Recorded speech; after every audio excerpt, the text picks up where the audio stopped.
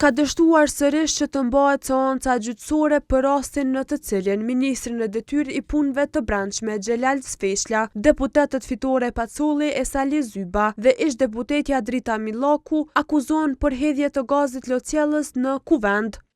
Seanca nuk u mbajt me që mungoj ministri në detyrë Xhelal Sfeqla, për të cilin gjyqtari Sabit Sadika i tha se me anë të emailit e ka arsyetuar mungesën.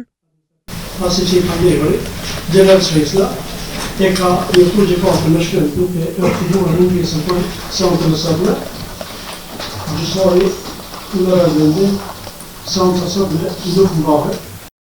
Gjatë seancës, Zyba dhe Pacolli u pyetën për mungesën në seancën e kaluar, që të dy thanë se kanë arsye për mungesë dhe se atë do ta përcjellin me shkrim në gjykatë. Pas kësaj, gjyqtari vendosi që seanca e radhës të mbahet më 16 janar 2026 dhe paralajmëroi se kushdo që mungon do të paraburgoset.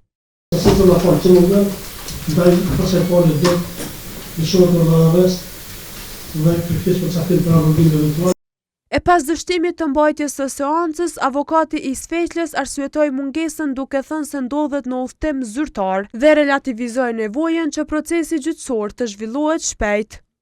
Nuk është afër parashkrimit, disa herë kanë qenë të pandehurit prezent, por ka pas raste që ka mungu dhe prokurori, po shpresojmë që me një afat të arsyeshëm do të fillojmë edhe me procedurën.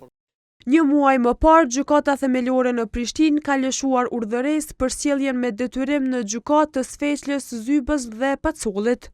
Sipas aktakuzës, më 21 mars të 2018 nga ora 12:10 e deri në 15:40, të tre kanë ndezur disa bombola të gazit locjellës brenda sallës së kuvendit, ku po mbahej seancë plenare lidhur me votimin e demarkacionit me Malin e Zi.